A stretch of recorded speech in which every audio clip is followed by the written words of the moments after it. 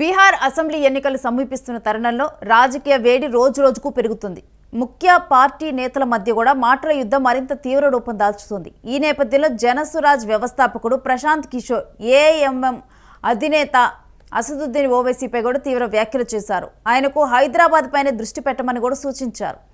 సీమాంచల్ ప్రాంతానికి వచ్చి అయోమయం సృష్టించవద్దని కూడా ఇటు ఆయన పేర్కొనటం జరిగింది. ఓవైసీ సాబ్ నా స్నేహితుడు, ఇదే నా సలహా అంటూ కూడా చురకలు వేశారు. మీరు హైదరాబాద్ మీదే దృష్టి పెట్టండి, మీ బలమైన ప్రాంతమైన హైదరాబాద్ను రక్షించండి, అక్కడ ముస్లింల సంక్షేమం కోసం పనిచేయండి. బీహార్ సీమాంచల్లోకి వచ్చి రాజకీయ గందరగోళం సృష్టించడం అవసరం లేదు. సీమాంచల్ కొడుకు నాయకుడు కావాలి, హైదరాబాద్ నాయకుడు కాదు. 2020లో ముస్లింలు చేసిన తప్పును ఈసారి సీమాంచల్ ప్రజలు పునరావృతం చేయరు అంటూ కూడా విమర్శలు గుప్పించారు. ఓవైసీకి గౌరవం ఉందని, ఆయన చదువుకున్న వ్యక్తి అంటూ కూడా కామెంట్స్ చేశారు. ఇక ఆయన హైదరాబాద్లో ఉండటం మంచిదని, సీమాంచల్లో హైదరాబాద్ నాయకత్వం అవసరం లేదంటూ కూడా కామెంట్స్ చేశారు ప్రశాంత్ కిషోర్.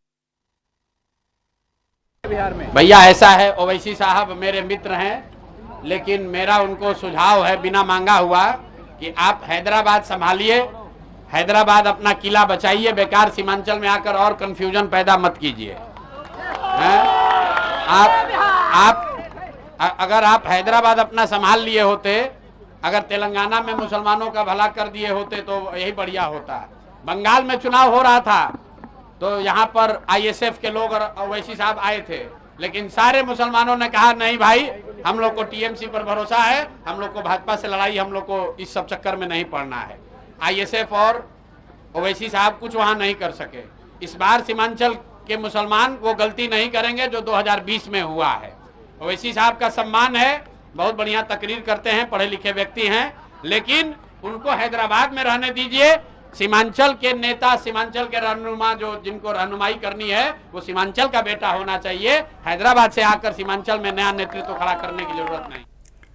ఇక ప్రశాంత్ కిషోర్ ఈ వ్యాఖ్యలు బీహార్ రాజకీయాల్లో మరో చర్చకు దారితీశాయి. ఇప్పటికే సీమాంచల్ ప్రాంతం ఓవైసీ పార్టీకి ప్రధాన బలంగా పరిగణిస్తారు. 2020లో జరిగిన అసెంబ్లీ ఎన్నికల్లో ఎంఐఎం 5 స్థానాలు గెలుచుకుంది. అయితే ఆ తరువాత 4 ఎమ్మెల్యేలు ఆర్జేడీతో చేరడంతో కూడా ఓవైసీ పార్టీకి 1 సీటే మిగిలింది.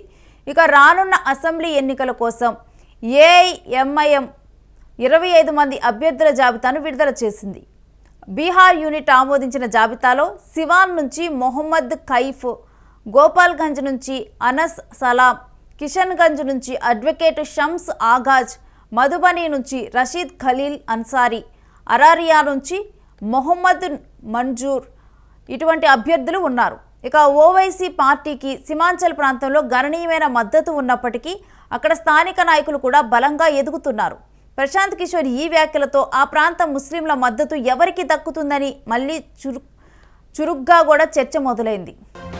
బీహార్ రాజకీయాలు ఎప్పుడూ కుల మత సమీకరణాలపై ఆధారపడి ఉంటాయి. సీమాంచల్ ప్రాంత రాష్ట్రంలో ముస్లిం జనాభా అధికంగా ఉన్న ప్రాంతం కావడంతో కూడా అక్కడి ఓటు బ్యాంకు అన్ని పార్టీలకు కీలకం. ఈ ప్రాంతంలో ఓవైసీ పార్టీ ప్రభావం పెరగటం ఇతర పార్టీలను ఆందోళనకు గురిచేస్తుంది. అందుకే ప్రశాంత్ కిషోర్ చేసిన వ్యాఖ్యలు ఎన్నికల రాజకీయాల్లో కూడా ఇప్పుడు వ్యూహాత్మక అర్థం కలిగినవిగా విశ్లేషకులు చెబుతున్నారు.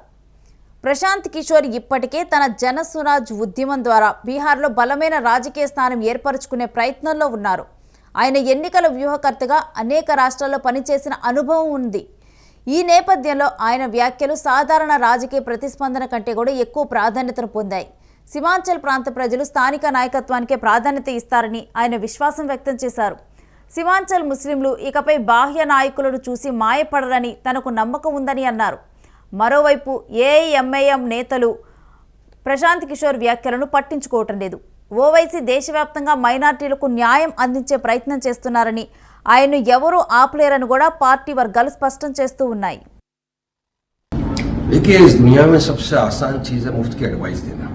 आपको जुबान मिल गई, आप हिलाते रहेंगे, फुकट के अंदर आप एडवाइस देते रहेंगे। मैं तो बोलूँगा प्रशांत किशोर जी को, आप अपनी एडवाइस अपने पास ही रखिए। अब तक तो आप ममता दीदी को एडवाइस देते रहे, बीजेपी को एडवाइस देते रहे। अब आप तो खुद चुनाव के अंदर उतरे हो, आपकी पार्टी, लेकिन आप तो डर गए, आप तो चुनाव भी नहीं लड़ रहे हो। आपकी पार्टी के लोगों को लड़ा दिया आपने, और हमको कहाँ से लड़ना, कहाँ से नहीं लड़ना, ये तो हमको सब पता है ना। संविधान ने जितना अधिकार तुमको दिया है उतना अधिकार हमको भी है चुनाव लड़ने का। हम तो चुनाव लड़ेंगे, और हमको यकीन है कि इस मरतबा इंशाल्लाह बिहार की जनता को दुआओं से मोहब्बत से नवाजेगी और हमको अच्छी जीत हासिल होगी। देखिए क्या हो गया, चाहे ये प्रशांत किशोर हो या चाहे आरजेडी हो चाहे कांग्रेस हो, जो भी महागठबंधन की पार्टी हो या जेडीयू इस तरफ, ये सबके पेट में दर्द शुरू हो गया जब सबने देखा कि ओवैसी साहब की जो सीमांचल न्याय यात्रा निकली उसमें लाखों की तादाद में लोग खड़े हुए, लाखों की तादाद में लोग जुड़े। तकरीबन हमने 41 से ज्यादा कॉर्नर मीटिंग और सभाएं कर दी और उसमें भी पब्लिक ही पब्लिक, हर कॉर्नर मीटिंग लगता था कि पब्लिक मीटिंग हो गई। तो तमाम चीजें देखने के बाद इन सबको तकलीफ हो गई कि ये क्या होगा। और यकीन मानिए बिहार के लोगों को एक MIM के अंदर विकल्प दिख गया कि नहीं, ये हमारी पार्टी है जो हमारे लिए बात करेगी, हमारी हिस्सेदारी की बात करेगी, हमारे लिए न्याय इंसाफ की बात करेगी, हमारा डेवलपमेंट की बात करेगी, विकास की बात करेगी। और हम यही बोलते हैं ना कि सीमांचल जो सबसे बड़ा पिछड़ा हुआ क्यों है पूरे देश के अंदर, बिहार में कितनी बार गए प्रशांत किशोर, उनको क्या पता है सीमांचल की हालत तो देखी होगी उन्होंने, क्यों नहीं बताते। आज भी सीमांचल भारत देश का सबसे पिछड़ा हुआ वर्ग है क्योंकि वहां पे 65% से ज्यादा मुसलमान आबादी, वहां कोई ना मेडिकल कॉलेज है ना इंजीनियरिंग कॉलेज है। एक बारिश आती है, बाढ़ आ जाता है, वहां पे पानी कीचड़ पूरा भर जाता है, इनको परवाह नहीं है। हम तो वहां काम करने गए, हमारी हिस्सेदारी की लड़ाई थी, तो आप हमको एडवाइस दे रहे हो। मैं आपको एडवाइस दूंगा कि आप तो लड़ना था ना, आप तो डर के भाग गए ना, आप क्यों लड़ रहे हो? आप तो अच्छा एडवाइस दे रहे थे, मोदी जी को एडवाइस दो, क्यों गुजरात छोड़ के वाराणसी चले गए? इतने सारे यहाँ वहां जा रहे हैं तो उनको एडवाइस दो ना आप। लेकिन नहीं, ओवैसी साहब का नाम लिए बिना इनके पेट में पानी नहीं पचता और ओवैसी साहब का नाम लेके इनको अपनी सियासत चमकाना। मगर ये डर और घबराहट का सीधा सीधा नमूना है, सबूत है कि आज वो इस तरह की बात कर रहे हैं। हम तो चुनाव लड़ेंगे, पूरी जनता का समर्थन हमारे साथ है। हमने ग्रैंड डेमोक्रेटिक अलायंस भी बना लिया है मौर्य साहब के साथ, चंद्रशेखर आजाद के साथ, और बिहार की जनता पूरी तरह हमारे समर्थन में खड़ी है। वो डर गए। देखिए पिछली मरतबा 19 सीट पे लड़े, 5 हमारे विधायक जीत गए। इस मरतबा तो हम लोग 26 सीटों के ऊपर लड़ रहे हैं हमारे, और गठबंधन के तो अलग हमारे जो साथी है उनके साथ। तो इनको हमको यकीन है हमको उस पिछली बार से ज्यादा अच्छी अक्सरियत के साथ कामयाबी मिलेगी। और लोगों का जो ओवैसी साहब के प्रति प्रेम है, जो पार्टी का काम देखकर लोग हमारे साथ जुड़े हैं, वो सब देख के इनको घबराहट है। ये स्टेटमेंट इनकी घबराहट और भौखलाहट का नतीजा है, जो इस तरह की ये बकवासबाजी कर रहे हैं, बिना मुफ्त की फुकट की एडवाइस देने की काम कर। మరి సీమాంచల్ ప్రజలు ఎవరి వైపు నిలుస్తారు? ఎంఐఎంని ఆదరిస్తారా లేక ప్రశాంత్ కిషోర్ మాటల్ని నమ్మి లోకల్ పార్టీలకు ఓటు వేస్తారా అనేది తేలాల్సి ఉంది. కానీ ఈ ఎన్నికలు మాత్రం గత ఎన్నికల కంటే భిన్నంగా సాగుతున్నాయి. రసవత్తరంగా బీహార్ ఎన్నికల పోరు అనేది కొనసాగుతుంది.